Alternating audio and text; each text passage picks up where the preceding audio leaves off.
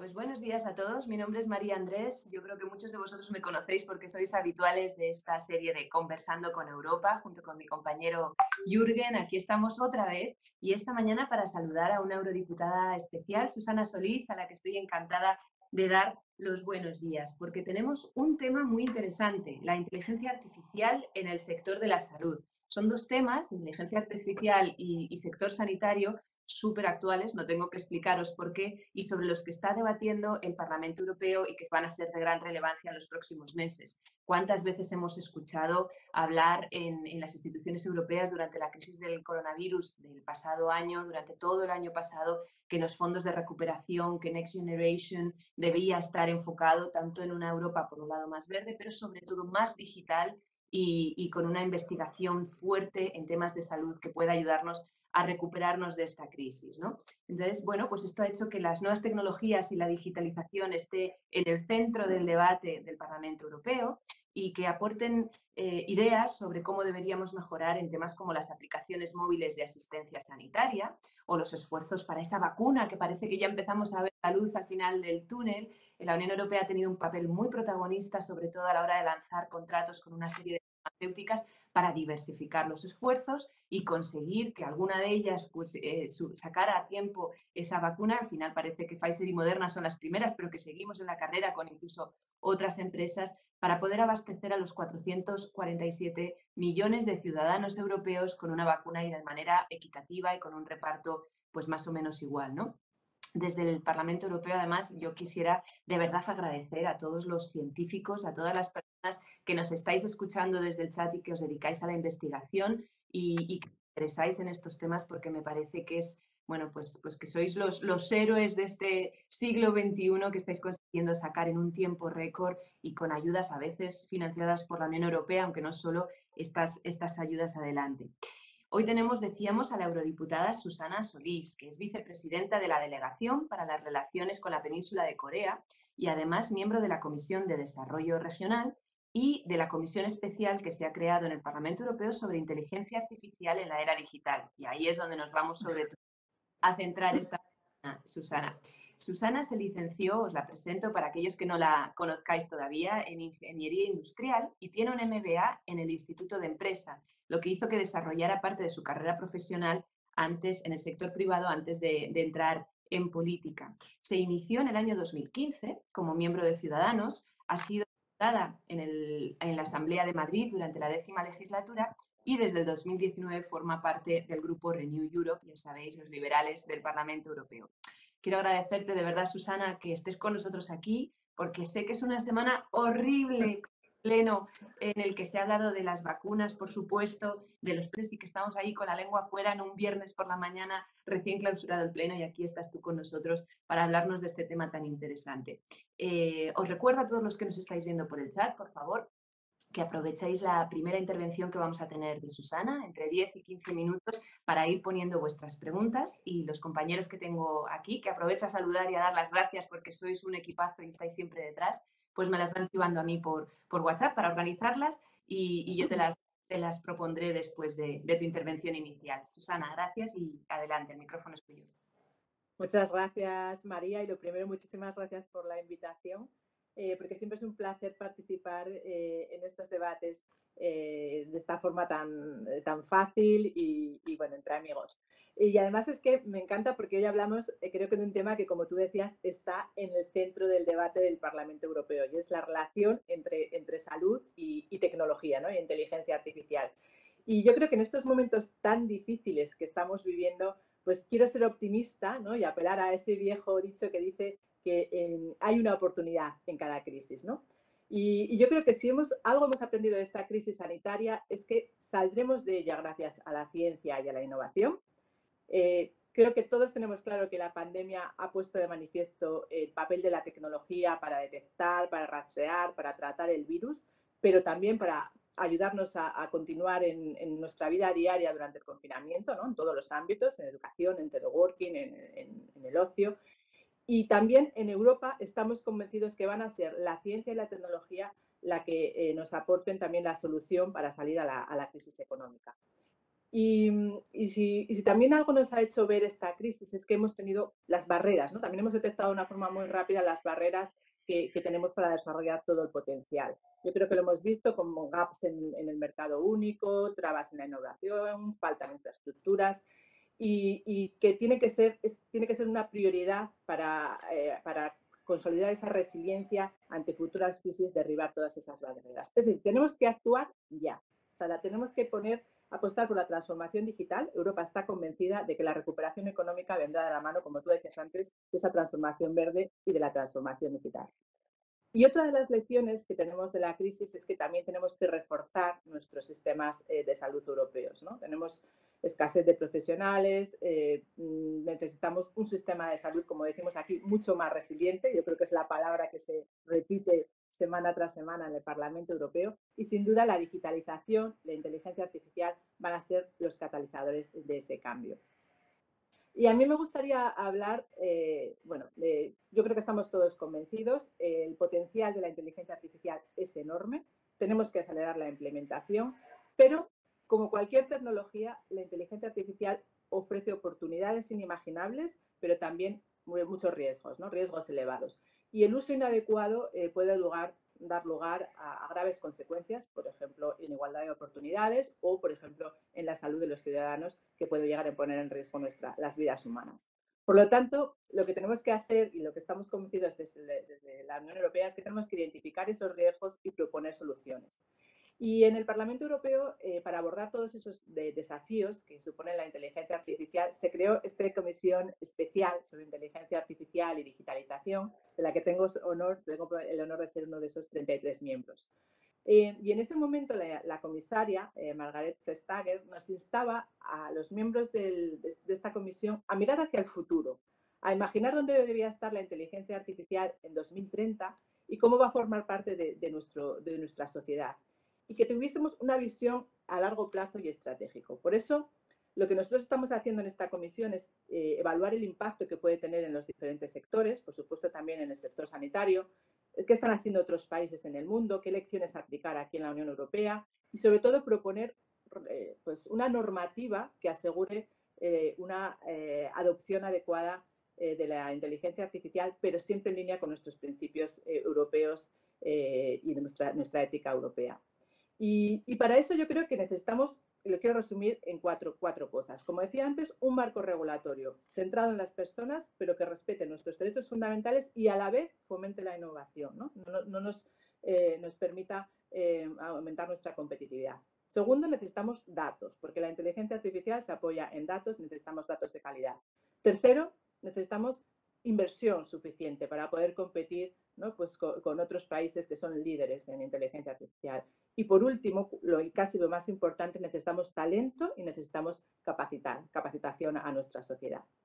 Y por resumir muy breve estos 4 puntos en cuanto a la regulación, yo creo que tenemos que ser capaz de tener una regulación lo suficientemente flexible y abierta, como decía antes, para garantizar ese equilibrio entre innovación y respetar nuestros derechos fundamentales en los que se sustenta nuestro concepto de Europa. Y yo creo que hay bastante unanimidad ya por todos los involucrados en que este enfoque europeo basado en el riesgo, es decir, según el sector y el uso de las aplicaciones que proponía la Comisión en el Libro Blanco, es el acertado. Es decir, cuando tengamos aplicaciones de muy alto riesgo, pues necesitamos normas ex ante, normas ex post, como pueden ser, por ejemplo, los usos sanitarios, en los que tengamos una intervención mucho más exigente para legislar sobre inteligencia artificial y en otros casos donde no sea tan crítico, porque muchas de las aplicaciones de inteligencia artificial, muchas de ellas pues son aplicaciones de bajo riesgo, pues en esos casos tener una legislación más light, ¿no? Creo que también es importante a la hora de legislar que tengamos mecanismos para asegurar la confianza de los ciudadanos en la inteligencia artificial. Es decir, transparencia, hablamos de transparencia a los algoritmos, de los códigos, siempre respetando, por supuesto, la propiedad intelectual, pero que seamos capaces de entender e interpretar cómo funcionan los algoritmos y cómo se obtienen mediante su aplicación los resultados, ¿no? También necesitamos mecanismos de, digamos, accountability, ¿no? Es decir, registrar, establecer las condiciones para que haya una supervisión humana de estos sistemas y de sus decisiones claves. Y es decir, que no se vea como una caja negra que toma decisiones de forma autónoma. Porque si no lo hacemos así, nos arriesgamos, por ejemplo, a que no haya confianza y que pase como con las apps de rastreo, ¿no? Que al final, pues creo que he leído ayer que el impacto en España ha sido mínimo porque falta esa confianza de los ciudadanos. Y yo creo que no solo ya en inteligencia artificial, esto me lleva a una reflexión que luego podemos hablar, pero que necesitamos que en el desarrollo de toda la tecnología se haga siempre con una visión ética desde el diseño. Creo que esto da mucho para hablar, extenderme mucho, pero tenemos que tener en cuenta cuando desarrollamos la tecnología no solo el retorno económico, sino también el retorno en sostenibilidad, ahora que hablamos tanto del Green Deal, el retorno positivo en la sociedad, es decir, cómo nos va a afectar a nosotros como persona en nuestra vida, en nuestro día a día, y también integrar también la perspectiva del futuro, ¿no? ¿Qué va a afectar en el futuro esa tecnología o ese algoritmo completo? Como decía, primero legislación, segundo datos. Las aplicaciones de inteligencia artificial se basan en grandes cantidades de datos. La prioridad en Europa, yo creo que la debemos concentrar en tener ese espacio europeo de datos. Hoy en día siguen existiendo enormes obstáculos para combatir y analizar, por ejemplo, los datos unitarios más allá de las fronteras. Lo hemos visto durante esta pandemia. Y en los próximos meses tenemos que acelerar la puesta en marcha de ese espacio común europeo de datos para la salud, con un sistema sólido de gobernanza de datos y de reglas para el intercambio de los datos, ¿no? Siempre asegurando la confidencialidad y, sobre todo, tenemos que garantizar la interoperabilidad de los datos. Porque esto es preocupante, no solo de un país a otro, incluso dentro de nuestro mismo país, ¿no? Vemos que entre las comunidades autónomas hay un mosaico de formatos y normas diferentes y es muy difícil poder aplicar la tecnología cuando realmente los datos no se entienden de una comunidad autónoma a otra o incluso en una comunidad autónoma dentro de un sistema sanitario y otros. Entonces, esto es fundamental y yo creo que va a ser una de las prioridades que vamos a tener aquí en la Unión Europea. Esto, por ejemplo, una ventaja o algo que sea muy evidente es la posibilidad de tener historias clínicas electrónicas, ¿no? Que se entiendan en los diferentes países europeos. En tercer lugar, decíamos regulación, datos, presupuesto. Necesitamos, en tercer lugar, presupuesto, inversión. Tú hablabas antes de los fondos europeos, que son una oportunidad para España, pero desde luego las dos prioridades que tienen esos fondos es nuestra transformación digital y la transformación verde. Tenemos que aprovechar todos estos fondos que nos llegan, no podemos quedarnos atrás.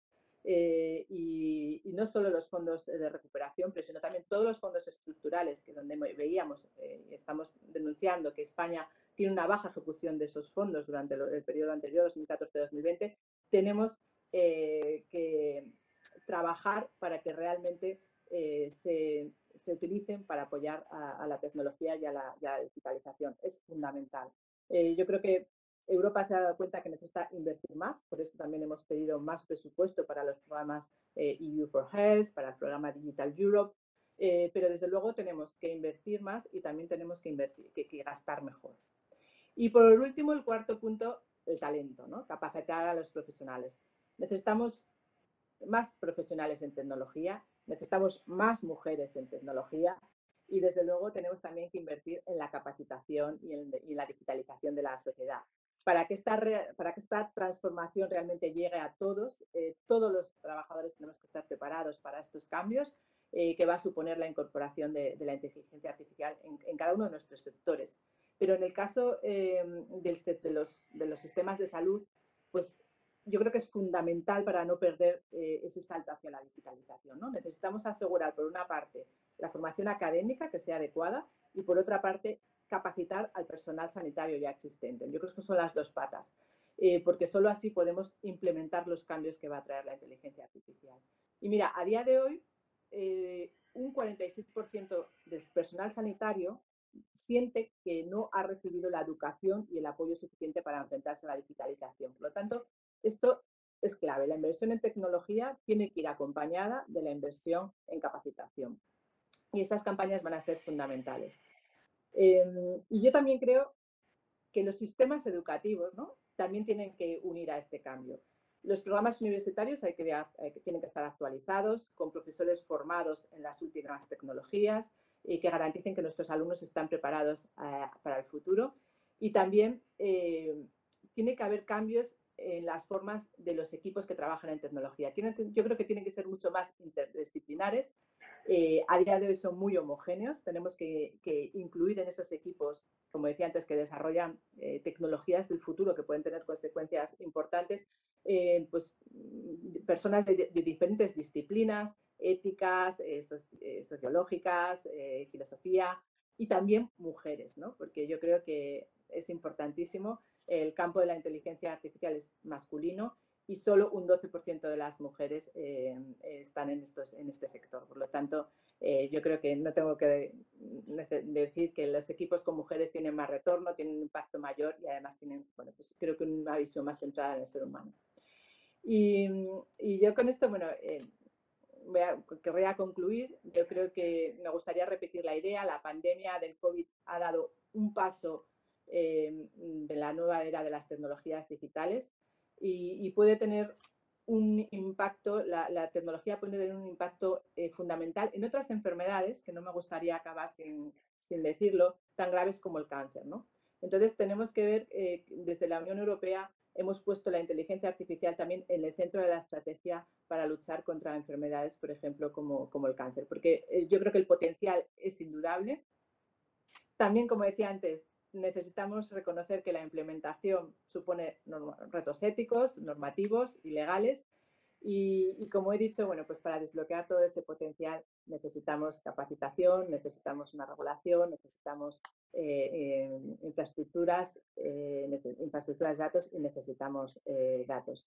Y yo creo que si somos capaces de dar respuesta a estos retos, pues también tendremos unos servicios de salud y unos sistemas sanitarios mucho más sólidos, mucho más eficientes, mucho más resilientes, que yo creo que es la palabra que se repite, que me pregunta todo el mundo qué significa resiliente, una palabra que no utilizábamos antes y que ahora está en boca de todos, ¿no? Y nada más, yo creo que podríamos hablar de 1000 cosas, pero como este es un tema tan amplio, pues prefiero que seáis vosotros los que hagáis las preguntas. Me parece un tema apasionante. Me parece que nuestro futuro, nuestra competitividad va a depender en la medida en que seamos capaces de integrar la tecnología a nuestra sociedad, pero también yo creo que no podemos olvidar, y yo soy una persona técnica, pero la parte ética y lo que conlleva el gran salto que vamos a dar, ¿no?, hacia la inteligencia artificial, no podemos olvidarla a la hora de regular esta tecnología en Europa. Muy bien. Bueno, pues gracias. Muchísimas gracias por esa primera aproximación. Nos van llegando ya unas cuantas preguntas, pero yo tenía una primera. Antes de nada, sí quería agradecerte esa mención a la importancia que tendría incorporar las mujeres de manera más numerosa a la investigación y a la inteligencia artificial, ese 12% tan escaso, que es que hablamos mucho de cómo el impacto del coronavirus está teniendo una mayor incidencia en las mujeres, porque somos nosotros que tenemos quizá menos capacidad para conciliar a la hora de la verdad, hemos sacrificado más en lo laboral durante la pandemia y estamos además luchando muy en primera línea porque somos mayoritarias en el sector sanitario, en el cuidado de mayores, etcétera. Pero sí, las mujeres en la tecnología, 11 de febrero, Día de la Mujer en la Ciencia, nosotros estamos organizando unas cuantas actividades para marcar ese día con una campaña muy interesante que se llama No More Matildas. Ya os explicaremos que no es hoy el día ni el momento, pero que me parece que es muy importante sacarlo a relucir en estos debates. Así que Y pues yo aprovecho además, María, porque la próxima semana presento un informe de iniciativa propia aquí en el Parlamento sobre los cambios que tenemos que hacer para que haya más mujeres en STEM, ¿no?, en carreras técnicas. Y precisamente lo voy a presentar porque me parece fundamental. Detrás de los algoritmos tiene que haber también mujeres escribiendo esos algoritmos. Y desde luego que no seremos capaces de hacer una sociedad diversa si no incorporamos más mujeres en la tecnología. Es otro de mis temas apasionantes.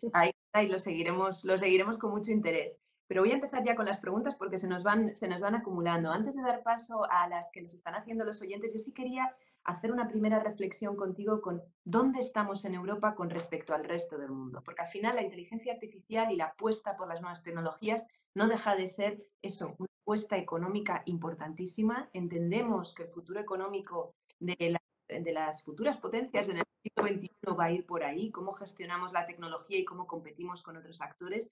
Y tenemos el caso de unos Estados Unidos que hasta ayer nos miraban de espaldas y bueno, no, habíamos perdido quizás ese aliado fundamental en la defensa del multilateralismo y que ahora queremos pensar que vamos a recuperar con un Joe Biden que ha hablado de volver al clima con el Acuerdo de París y a colaborar de manera más activa con Europa. No sé si ves que quizás haya más oportunidades de alianzas o de investigación con Estados Unidos o cómo podemos plantearnos las relaciones con Estados Unidos. Y por otro lado, desde el otro espectro tenemos a China, un país que está dando una respuesta muy contundente a la crisis del coronavirus. Yo tengo un familiar que vive allí y él me contaba, es que no os podéis imaginar, cuando tenéis estos debates en Europa, yo salgo y me meto en el metro y tengo la obligación, si quiero salir a trabajar y me permiten circular, de tener una app en el móvil y voy pasándola. O sea, yo entro en el metro y ellos saben en qué vagón de metro estoy.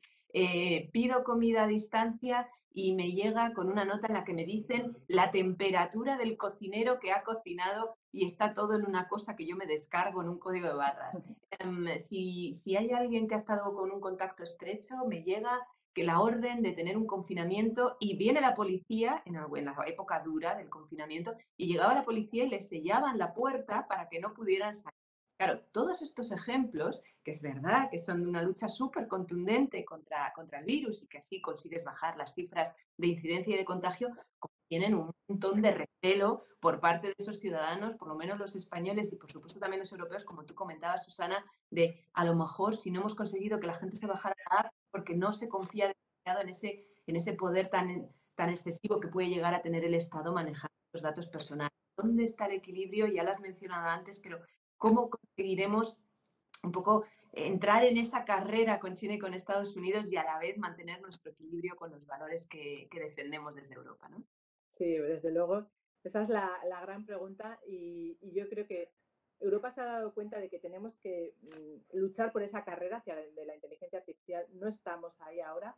Y también que tenemos que, como tú decías, replantearnos las relaciones tanto con Estados Unidos, que yo creo que bueno, va a ser un paso adelante, pero también con China, ¿no? Porque hay muchas relaciones bilaterales entre diferentes países y realmente no tenemos una posición fuerte con respecto a China. Yo creo que es algo que estamos viendo como prioritario porque al final la tecnología tiene un valor geopolítico. O sea, al final estamos hablando de algo que va a ser fundamental en nuestra posición geopolítica en el mundo.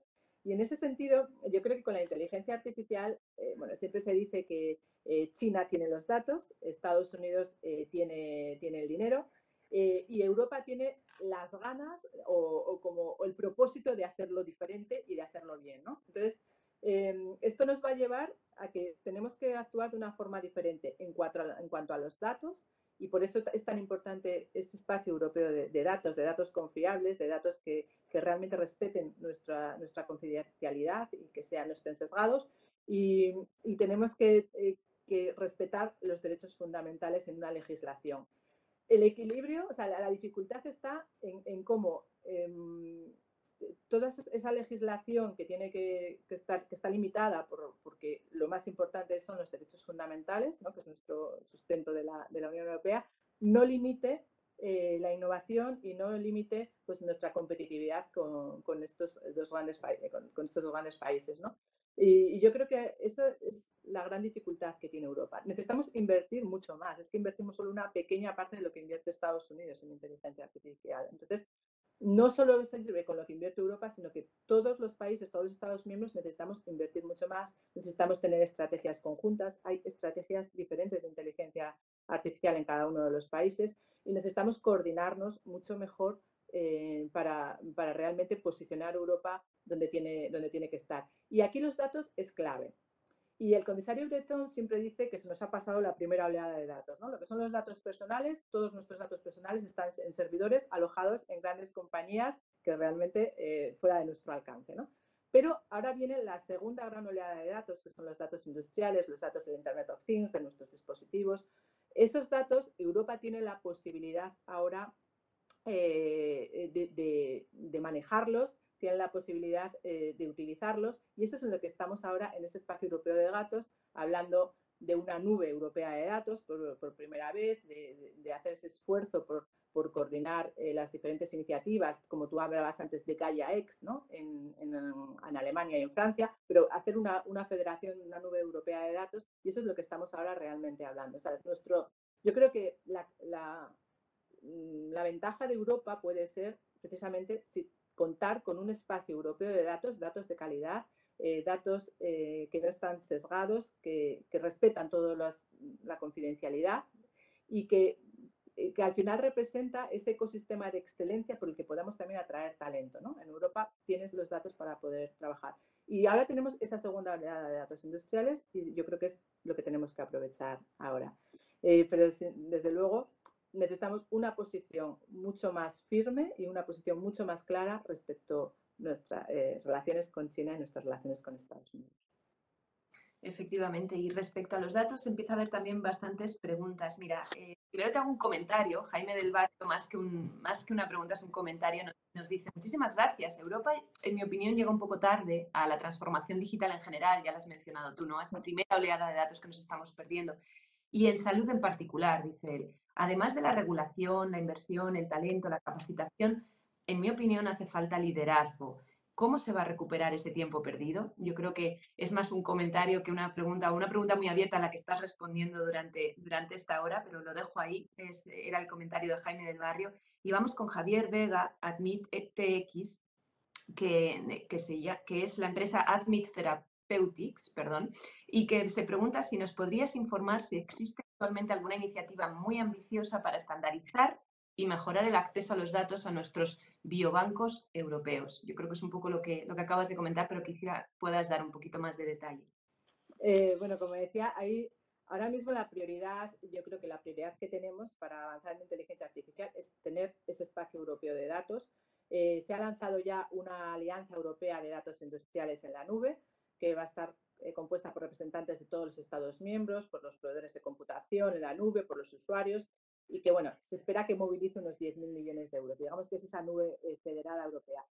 El gran esfuerzo tiene que estar, como ya decía, en fomentar el desarrollo de la computación en la nube, invertir en supercomputadores y también dentro de esa estrategia que ha presentado Europa, ¿no? Sobre la estrategia de datos, si algo tenemos que priorizar es la nube, o sea, la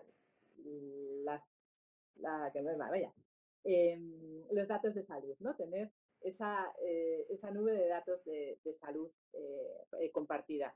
Y ahí es en lo que estamos ahora discutiendo. El programa EU for Health es lo que está tratando de ver, pero tenemos que resolver primero cómo hacemos para resolver la interoperabilidad entre los diferentes datos. Pero desde luego que es una de las prioridades, está encima de la mesa y va a haber muchísima regulación en los próximos, muchísima legislación en los próximos años, en el próximo periodo de este mandato, y una de las prioritarias será trabajar hacia esa interoperabilidad de los datos de salud.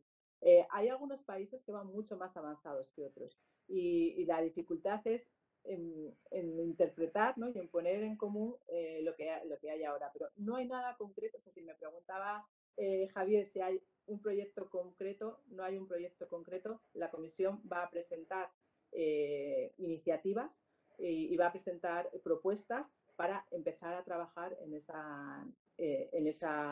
espacio europeo de datos de salud. Pero no puedo decir que estemos trabajando en una cosa concreta más que nuestras propuestas, iniciativas que el Parlamento está proponiendo, pero no tenemos de momento un proyecto que haya echado a andar todavía, porque estamos en esa fase inicial de propuestas. Precisamente con esto, Daniel Torrecilla nos decía: se espera que la Comisión presente una propuesta de regulación para la inteligencia artificial durante este primer trimestre y se espera que incluya apartados específicos para el sector de la salud, se pregunta él. Esperamos, vamos a ver, la propuesta que nos está presentando la comisión se basa en el libro blanco que ha presentado y donde se va a ir desgranando en diferentes legislaciones, ¿no? Pero seguramente tendremos, cuando se habla de las aplicaciones de alto riesgo, una de las aplicaciones de alto riesgo más claras, todo lo relacionado con los sistemas de salud, y ahí tendremos que hacer, tendrá que haber propuestas concretas sobre cómo actuar. Lo que se está hablando ahora es precisamente lo que estamos tratando en nuestra comisión de AIDA, es cómo identificar en los diferentes sectores los diferentes gaps o el nivel el nivel de legislación necesario, de controles necesarios. Pero específicamente yo creo que tiene que haber, hay una lista de sectores que se consideran de alto riesgo. Dentro de esos sectores de alto riesgo se identifican una serie de usos que tienen que ser de alto riesgo. Y el primer gran debate que hay en todos los eventos es qué es un sector de alto riesgo, ¿no? Porque al final estás uniendo sectores junto con aplicaciones, ¿no? Y estas aplicaciones, estos usos en la tecnología varían muchísimo. Es decir, ese listado de alto riesgo que tienes ahora puede variar a lo largo del tiempo. Por lo tanto, se supone que para la salud es evidentemente un sector de alto riesgo. Yo creo que va a haber una legislación concreta, pero también tenemos que ver qué es lo que tenemos ahora y qué es lo que tenemos ahora en la legislación actual, qué es lo que nos sirve. Y para esos sectores de alto riesgo y esos usos de alto riesgo, que te digo que están sin definir y que es la definición, es lo que es más complicado, ¿no? ¿Cómo abarcas esto?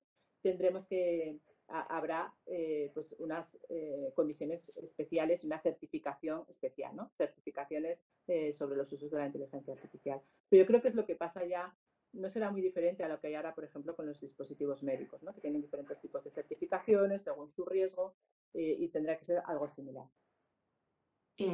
Efectivamente, estamos en un estado muy embrionario de esta futura regulación europea. Yo creo que la señal más importante, el mensaje más importante que podemos dar hoy es esa creación de una comisión temporal para investigar precisamente esto y avanzar desde el Parlamento Europeo, pero es muy pronto para ofrecer conclusiones. Así que te vamos a tener que citar aquí dentro de un año, eso seguro, o dentro de unos meses para que nos vayas contando los principales avances. Mientras tanto, yo te voy a pedir más tu opinión, qué es lo que va a ocurrir, porque obviamente todavía no lo sabemos, no tenemos la propuesta de la comisión publicada, pero se pregunta Javier Terriente de C-Clinics, la inteligencia artificial sin acceso a los datos en el fondo está vacía de contenido, como estamos diciendo, y no nos sirve para nada.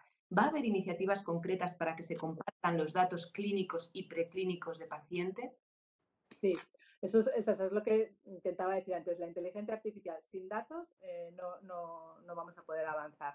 Y por lo tanto sí que hay esa iniciativa para poder compartir datos de pacientes de una forma, se está hablando de una forma anonimizada o pseudonimizada, o sea, pero se está trabajando ya exactamente ahora la comisión en cómo se pueden anonimizar los datos y compartir. Para nosotros tiene que ser, es la prioridad, ¿no? Hacer que esos datos sean interoperables, asegurando la confidencialidad de los datos de los pacientes, porque solo así nosotros seremos capaces de ceder nuestros datos, ¿no? O sea, si tú confías en que esos datos van a estar, no están anonimizados de alguna manera, también hay proyectos para utilizarlos, se llama Real World Data o Real World Evidence, es decir, se está trabajando desde diferentes puntos de vista, desde diferentes ámbitos, para poder compartir los datos sanitarios. Lo hemos visto durante la pandemia, hemos sido incapaces de compartir los datos entre los diferentes países y desde luego que esto nos ayudaría a avanzar muchísimo para nuevas medicamentos, contra nuevas enfermedades, infecciones y demás. Entonces, es fundamental y se está haciendo. Yo creo que es la prioridad. O sea, la prioridad son los datos y dentro de los datos ese sistema, ese sistema de datos de salud compartido. Muy bien, pues vamos con la siguiente pregunta. Klaus Bergmeyer es uno de los oyentes que nos dice ¿qué medidas tiene el Parlamento Europeo para prevenir la intrusión de un surveillance capitalismo, un capitalismo más vigilante, con demasiado poder, si dejamos todo el desarrollo de aprovechamiento de la inteligencia artificial a las entidades privadas? ¿Qué papel tiene que jugar el Estado? ¿Qué papel podemos dar a esas grandes corporaciones privadas? Y lo uno a otra pregunta de Javier Sánchez, Instituto de Biomecánica de Valencia, que se pregunta cómo vamos a evitar que crezca la brecha digital entre las aplicaciones deshumanizadas y las personas más vulnerables. Todo el tema bueno, pues por un lado, el poder que adquieren las entidades privadas y si podemos darles ese poder a la hora de investigar, y por otro lado las aplicaciones que quizá puedan poner al descubierto la vulnerabilidad de ciertos sectores de personas. Yo creo que hay algo fundamental y que es algo que tenemos en cuenta mucho aquí en el Parlamento Europeo y es todo el componente ético de la tecnología, ¿no? Entonces, lo decía al principio. Esto es el comienzo de algo que va a revolucionar de una forma exponencial lo que tenemos ahora, ¿no? Y esto es el alcance es inimaginable. Por lo tanto, es importante para responder a todas estas preguntas que la ética se incorpore desde el diseño de la tecnología, desde el diseño del algoritmo, porque y que se tenga en cuenta, pues no solo, como decía antes, no solo el efecto económico en la sociedad, el beneficio, sino también el efecto que va a tener en la sociedad, eh, en, en la brecha, en brechas en la sociedad, el efecto que va a tener en nuestra forma de comportarnos. Por ejemplo, tenemos que ver también los efectos que tiene la tecnología en el estrés, en nuestra forma de vida, la sostenibilidad en el medio ambiente y también en el futuro, ¿no? Porque todas estas tecnologías que estamos haciendo ahora, en el futuro, ¿qué va a ocurrir? O sea, ¿qué impacto van a tener? ¿No? ¿Qué impacto va a tener este algoritmo? ¿Qué impacto va a tener el desarrollo de esta tecnología específica en la sociedad, en determinados grupos que ahora no participan de ellos? Si ahora mismo dejamos fuera una parte de la sociedad que no está capacitada, que no está digital, que no tiene acceso a la tecnología, ¿cómo se va a desarrollar? Y por lo tanto, para mí hay muchos dilemas, ¿no?, en inteligencia artificial, pero yo creo que siempre la respuesta es que tenemos que incorporar la ética desde el diseño, desde el inicio. Y si incorporamos esto, lo tenemos que incorporar a los que diseñan algoritmos, a los que los utilizan, a los que los desarrollan y, por lo tanto, en la empresa privada, ¿no? Porque antes decíais que las corporaciones privadas son las que están tirando de la inteligencia artificial y o nos aseguramos que esas grandes corporaciones tienen incluido este aspecto a la hora de desarrollar la tecnología y por eso tenemos que cuidarnos mucho de que está incluido, ¿no?, de alguna forma en la legislación, o al final pues va a ser muy difícil de controlar. Entonces yo creo que Europa lo tiene que hacer diferente, tenemos que hacer que se incorpore la ética y nuestros derechos fundamentales desde el inicio, desde la tecnología. Yo soy una fan de la tecnología, estoy muy convencida de todos sus beneficios, pero desde luego también y sobre todo a esta velocidad a la que estamos cogiendo, necesitamos que la ética y que los derechos fundamentales se pongan de manifiesto desde el primer momento que quieras crear, digamos, un algoritmo o una aplicación, ¿no? ¿Para qué me sirve? ¿Cómo va a afectar a la sociedad? Y si no tenemos en cuenta el retorno en el bienestar de la sociedad, pues a lo mejor al final tendremos muchos problemas, como estamos viendo con grandes compañías que no citamos, ¿no? Pero que no todo es retorno económico, no todo, sino que tenemos que ver el retorno y el impacto que puede tener en la sociedad en el futuro. Entonces, la ética es fundamental y por eso yo creo que algo que no debemos obviar, ¿no? Sí, yo creo que ese dilema que tenemos siempre los europeos y que nos ponemos además muchas veces un poco, algunos científicos dicen la venda antes de la herida, por si acaso éticamente esto va a tener algún perjuicio, pues tenemos más prudencia y más reticencia, somos un poco más lentos a la hora quizás de echar a andar o de apoyar investigaciones más disruptivas que hace que nos puedan adelantar por la izquierda o por la derecha en otros países donde no tienen ese dilema, porque no solo plantean, porque no está tan entroncado en su cultura y en sus valores, pero eso es lo que nos define como europeos y lo esa es la enorme dificultad que enfrentáis en el Parlamento Europeo, en la Comisión Europea, a la hora de intentar legislar sin perder la batalla de la competitividad, asegurando que seguimos siendo europeos, ¿no? Que nuestro ADN y esa ética sigue estando Sí, ahí. porque María, esa es la gran batalla y sobre todo a veces nos olvidamos, hablamos de las grandes corporaciones, pero nos olvidamos de las pymes, ¿no? De las pequeñas. O sea, al final esto no funciona si no son las pymes las que son capaces de adoptar la tecnología. Entonces, si ponemos muchas barreras, porque claro, es muy fácil hablar de controles, de hablar de transparencia, pero ojo, tenemos que tener ese balance porque, como decía antes, bueno, podemos pues, dificultar la innovación, pero también podemos hacer que las pymes sean incapaces de poder adoptar este tipo de tecnologías si realmente les ponemos demasiadas barreras. Y al final las empresas se mueven, ¿no? La tecnología no conoce barreras y si ponemos demasiados controles en Europa o no lo hacemos de una forma muy razonada, pues se pueden mover a otros ecosistemas en otras zonas del mundo donde es más fácil innovar, ¿no? Y el talento se nos va, porque lo hemos visto. O sea, el talento europeo está muchas veces en otras zonas geográficas del mundo, con lo cual es algo que tenemos que tener muy encima. O sea, no solo se habla mucho de los riesgos, pero también de las oportunidades y, ojo, ¿qué hacemos con las pequeñas y medianas empresas para que adopten esta tecnología y no le pongamos más barreras? A mí me parece fundamental, ¿no? Pero ese equilibrio es el que debemos encontrar y es el que yo creo que es el gran reto que tenemos en Europa. Esa cuadratura del círculo. Y yo creo que la prueba del 9 está, de hecho, en los esfuerzos que hemos hecho mundialmente por la vacunación, por encontrar una vacuna. Se ve que cuando desde la Unión Europea se apoya de manera decidida, los fondos están ahí, el talento lo seguimos teniendo. Tenemos a muchos investigadores dentro de Europa que han sabido desarrollar en tiempo récord esa vacuna y que no tienen nada que envidiar a otras zonas del mundo. Pero bueno, hablando de las aplicaciones que se están usando en Europa y sobre todo en España en relación con el coronavirus, porque hay una pregunta relacionada.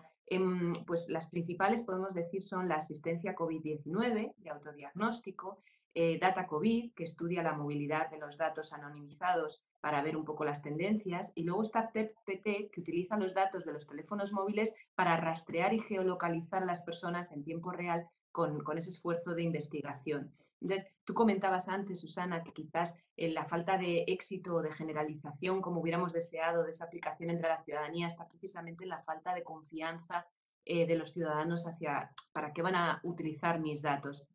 Y hay una pregunta muy interesante en el chat que se pregunta, ¿los datos utilizados por PET-PT serán solo utilizados con fines sanitarios? ¿Existe ya una ley adaptada a la utilización de esos datos de geolocalización en España y en Europa? Bueno, en el tema de las aplicaciones móviles, aquí yo recuerdo que empezamos a trabajar y a plantearnos tener una aplicación móvil interoperable entre los diferentes países ya en marzo. A mí, una de las cosas que más me preocupaban es que mientras otros países empezaban a poner esa aplicación en marcha y el debate era si los datos se centralizaban o no, y había dos países con dos esquemas diferentes, ¿no? En ese caso Alemania, que quería que no se centralizasen los datos del usuario, ¿no? Y Francia que sí. En España no teníamos absolutamente nada. Entonces, para mí lo primero es que llegamos tarde. En España hemos llegado muy tarde con las aplicaciones móviles cuando otros países ya las pusieron en marcha, ya te digo, con diferentes, había dos modelos, pero se pusieron en marcha mucho antes. Con lo cual, nosotros, mientras en julio ya algunos países tenían pues un número de usuarios muy alto, nosotros estábamos haciendo pruebas en las islas, en una isla, ¿no? Concretamente. Entonces, en primer lugar, ¿por qué íbamos tan tarde? O sea, quizá teníamos miedo como tú decías, la falta de confianza, a que no se asegurase la privacidad de los datos, pero este era un proyecto europeo en donde se aseguraba la total confidencialidad de los datos, no se identificaba en ningún momento la persona y lo digo así porque esas aplicaciones funcionaban de esa forma, no se identifica la persona. Lo único que hay dos modelos, uno que se podían centralizar los datos, es decir, que en un momento dado pudiésemos tener, los sistemas de salud pudiesen conocer quiénes eran los datos, y en otro modelo, el alemán, que no se sabía en ningún momento. Por lo tanto, yo creo que aquí lo que nos ha faltado es teníamos que difundir que esta tecnología, o sea, si no tenemos confianza en la tecnología, la gente no se lo descarga. No hemos hecho campañas suficientes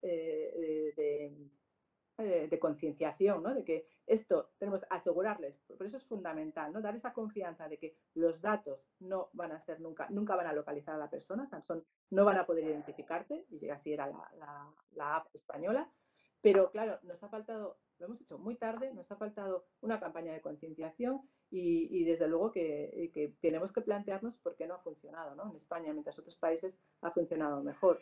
Y lo mismo puede pasar con la vacuna, ¿no? Al final son importantes, las campañas de información son muy importantes. Para luchar contra los negacionistas necesitamos información, necesitamos transparencia. Por eso en el Parlamento Europeo, durante esta semana, le pedíamos a la Comisión, ¿no?, transparencia, porque es la única forma de crear confianza en los ciudadanos, transparencia en los contratos, transparencia en todo lo que hay detrás de la vacuna para que puedas luchar contra la desinformación. Pues las aplicaciones COVID yo creo que es lo mismo, ¿no? Tenemos que asegurar a los ciudadanos que esto nunca va a identificarte, o sea, que los datos son totalmente confidenciales, y para eso necesitamos transparencia, necesitamos explicarlo, necesitamos concienciar mucho más a los ciudadanos, que no lo hemos hecho. Muchos, si realmente nadie sabía qué pasaba cuando tú trabajas en una aplicación en el móvil y estás tratando con datos muy sensibles, evidentemente, pues mucha gente duda en bajárselo, ¿no? Y eso fue, esas aplicaciones que funcionaban también en otros países del mundo, en Singapur, en Corea, podían habernos ayudado mucho y sin embargo, bueno, pues que aquí la tecnología ha tenido esas barreras que, como decía al principio, debemos solventar para las próximas veces. Muy bien, pues vamos a intentar ir aglutinando algunas preguntas porque tenemos un montón y apenas 10 minutos de tiempo. Vuela el tiempo cuando estamos hablando de temas tan interesantes. Susana, Pablo Mínguez, bueno, voy a decir las iniciales porque no sé exactamente la empresa o la asociación para la que él trabaja, pero IISFJD, nos dice, buenos días, ¿cuál es la propuesta para que la medicina genómica sea implementada en la Unión Europea de forma coordinada e impulsando que ningún país y ninguna institución se quede atrás? Por un lado, medicina genómica, y te voy a aglutinar con otra de José Manuel del Río, CEO de iSoy Robotics, que nos dice, buenos días, asumiendo que los datos son necesarios siempre como primer paso para poder investigar e invertir en inteligencia artificial, me gustaría saber si este primer paso se enmarca dentro de otro plan estratégico con dotación presupuestaria para que la Unión Europea pueda liderar esa creación de datos. O sea, existe no solo el esfuerzo regulatorio por crear esta nube coordinada para no estar fragmentados en el uso de los datos, pero además hay fondos para investigar en esto. Esta pregunta en qué dónde exactamente van a ir los fondos europeos de los que tanto hablamos para apostar por la inteligencia artificial, estoy segura de que es una pregunta clave para las personas que nos están escuchando esta mañana, Susana. Sí, esto es fundamental, ¿no? Lo decía antes. Si no tenemos infraestructuras, y las infraestructuras vienen con el presupuesto, pues es imposible avanzar en la inteligencia artificial. Y por eso, para la Unión Europea era fundamental, y una parte importante del presupuesto europeo, de ese presupuesto de 7 años, se va a fortalecer programas como el programa Digital Europe, el programa EU for Health. Es decir, el presupuesto europeo, para aprobar el presupuesto europeo, nosotros los eurodiputados hemos pedido más presupuesto en estos programas. Pero a la vez, los fondos europeos de recuperación es que son la gran oportunidad, y sobre todo para países como España, donde tenemos una infrapresupuestación, ¿no?, en innovación. Hay dos prioridades de los fondos. Uno son la digitalización y otro es la sostenibilidad medioambiental, que van las dos unidas, porque no se puede conseguir una Europa climáticamente neutra si no invertimos en tecnología. Y por lo tanto, nuestra preocupación es que estos fondos se utilicen de verdad en la ciencia y en la tecnología.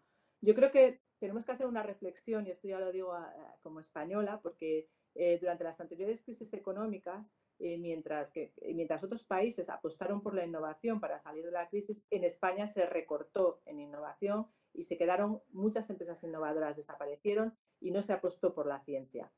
Bien, no volvamos a cometer los errores del pasado, porque ahora tenemos los fondos europeos, que son una oportunidad única y que además Europa nos está diciendo que solo los podemos utilizar para transformar nuestra economía, es decir, para invertir en cambiar nuestro modelo productivo, y nos está diciendo cómo y dónde. Educación, nos está diciendo innovación y nos está indicando la digitalización tanto de las administraciones públicas como de las pymes. Por lo tanto, fondos hay.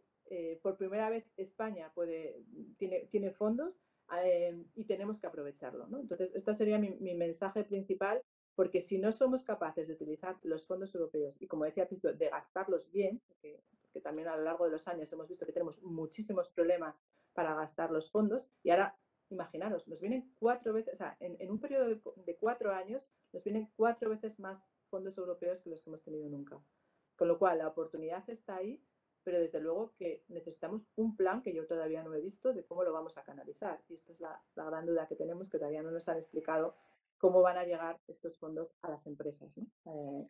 Y luego la otra pregunta de Pablo de medicina genómica, yo creo que esto también es fundamental. Yo he hecho alguna pregunta parlamentaria en este sentido y le puedo enviar porque además me interesa mucho el tema. Es una pregunta muy concreta sobre cómo podemos incorporar la medicina genómica y cómo estaba tratando la Comisión Europea este tema. Y si luego Pablo me da sus datos, me gustaría, porque es algo muy concreto que he preguntado, ¿no? y que me parece fundamental para nuestro futuro.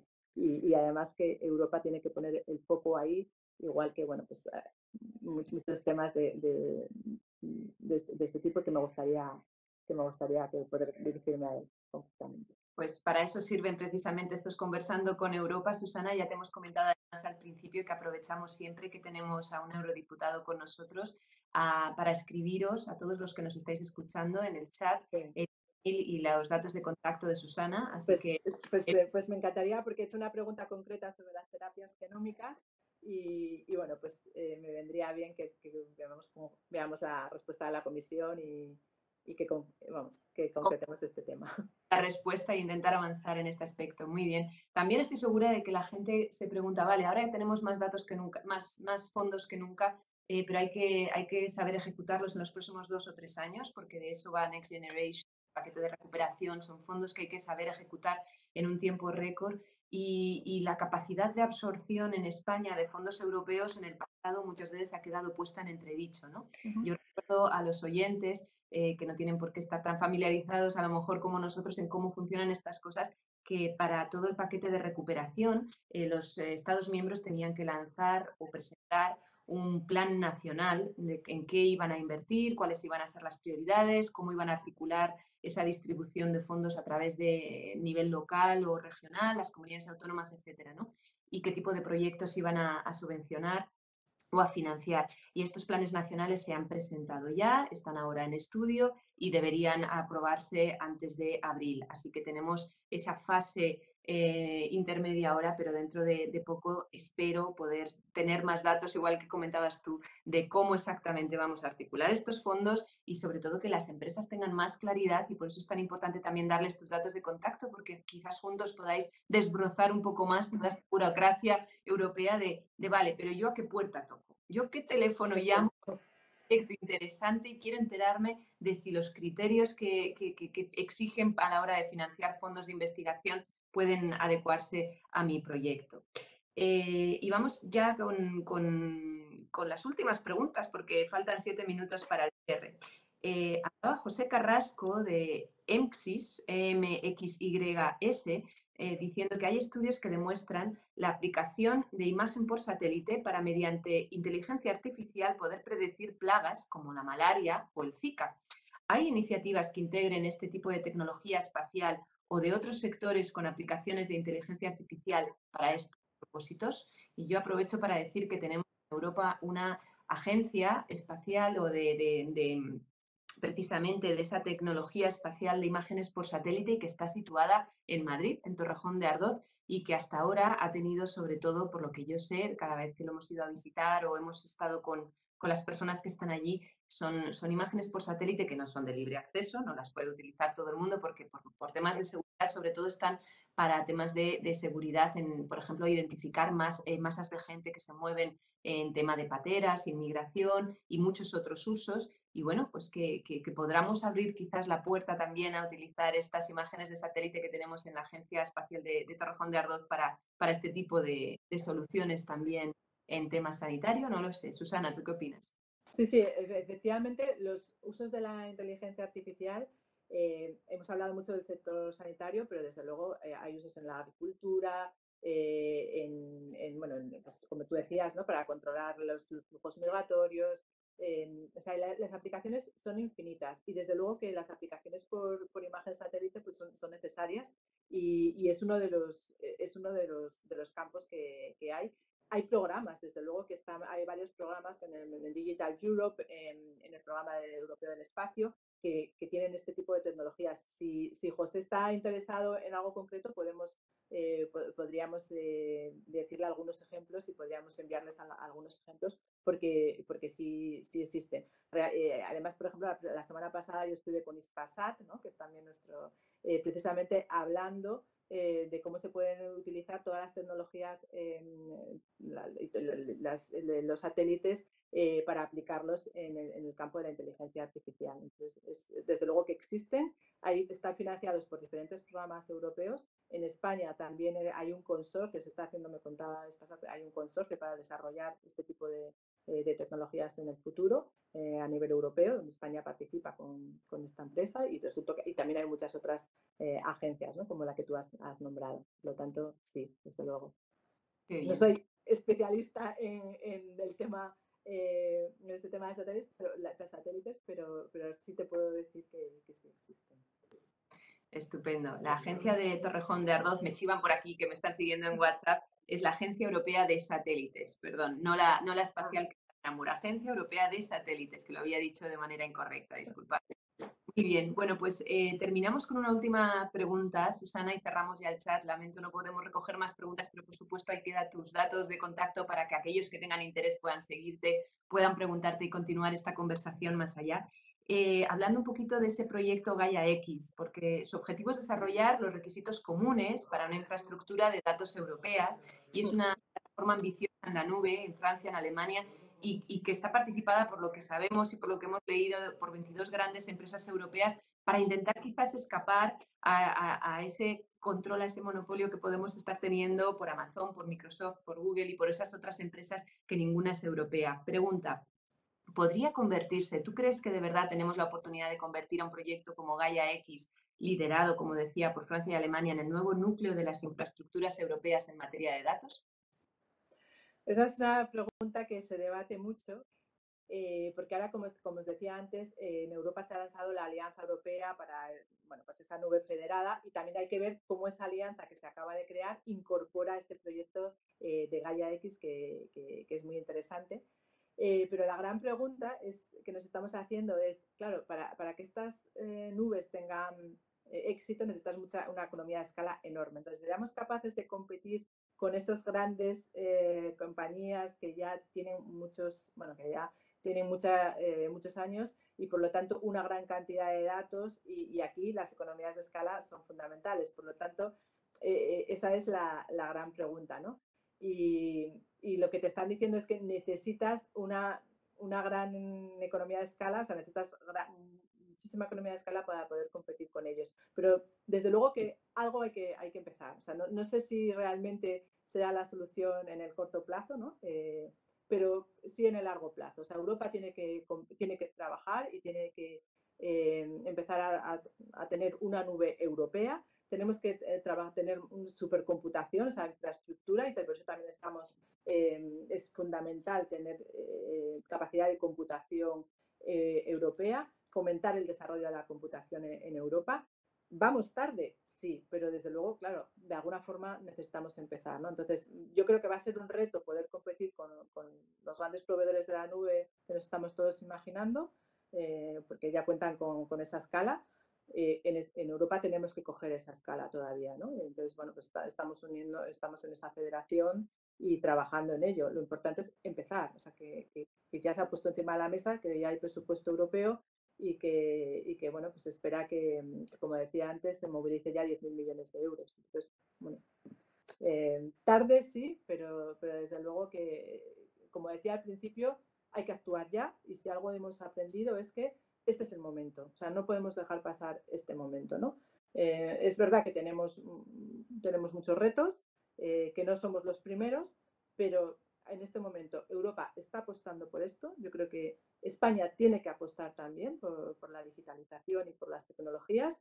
Es el momento, y desde luego que no lo podemos dejar pasar, porque entonces ponemos en riesgo y mucho nuestra competitividad, porque los demás lo están haciendo, ¿no? Entonces yo creo que decía al principio que quería lanzar un mensaje positivo.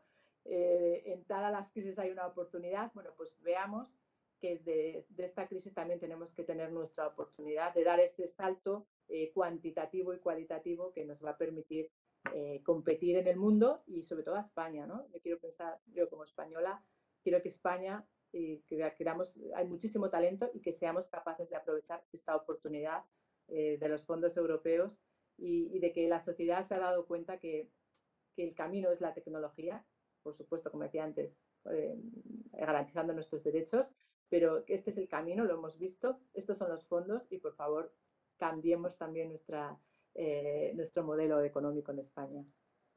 Muy bien, pues muchísimas gracias, Susana. Con esto llegamos a nuestro fin. Yo me quedo con ese mensaje positivo de apuesta por invertir esos fondos europeos de manera decidida. Durante la crisis del 2008 al 2015 tuvimos una rebaja en I+D+I en España del 10%, mientras nuestros socios europeos lo aumentaban un 25%. Cometimos un error, yo creo, importante del que no nos hemos acabado de recuperar, pero bueno, pues ahora es el momento, ahora tenemos esa financiación, hay que acelerar porque además es una demanda social que nos lo exige. Tú comentabas en tu discurso inicial que el 46% del personal sanitario no se siente capacitado además para llevar a cabo esas acciones más de contar con nuevas tecnologías y de aplicarlas a su campo. A mí es algo que me preocupa mucho. Nosotros ayer estábamos también reunidos con la gerente de un hospital importante en Madrid que nos hablaba precisamente de esas funciones de formación que están dando a toda velocidad en este hospital. No voy a decir el nombre porque ella, bueno, no le pregunté ayer si podía contarlo, pero que nos contaba un montón de retos a los que se hacen frente. La motivación que tenemos en España, el esfuerzo, el cómo echamos todos a rodar, el cómo ponemos un esfuerzo sobrehumano en llevar a cabo cosas adelante, pero que necesitamos esa formación y necesitamos apostar por la capacitación del personal que tenemos. Así que también comentabas esto de que las historias clínicas electrónicas quizá podamos ver un día donde podamos compartirlas en todos los Estados miembros. Yo casi me conformaría con empezar en España y poder en todas las comunidades autónomas, porque tengo un padre, por ejemplo, con diabetes que cuando viene de la región donde vive a Madrid tiene dificultad si no ha comprado la pluma específica para pincharse por el día porque no podemos acceder a las recetas electrónicas. En fin, cuánto todavía tenemos que recorrer por delante, pero para todo eso está esa apuesta por la inteligencia artificial, por la investigación y que el coronavirus consiga ser esa gran crisis que hemos sabido, ojalá, convertir en oportunidad para luchar también contra enfermedades tan importantes como el cáncer o el SIDA, ¿no? Que tanto se ha hablado estos días de que quizá las vacunas de última generación en las que estamos investigando puedan servir para dar respuesta a esas otras enfermedades. Con eso nos quedamos. Gracias, Susana, de verdad, ha sido un placer. Son temas muy difíciles y muy técnicos, pero veo que estás con la cabeza muy metida en esa comisión parlamentaria y yo espero volver a contar contigo pronto cuando podamos tener ya más avances de los trabajos de esta comisión y de la propuesta de regulación que nos haga la Comisión Europea. Gracias. Muchas gracias, María, y a vuestra disposición y cualquier cosa, tenéis mi contacto.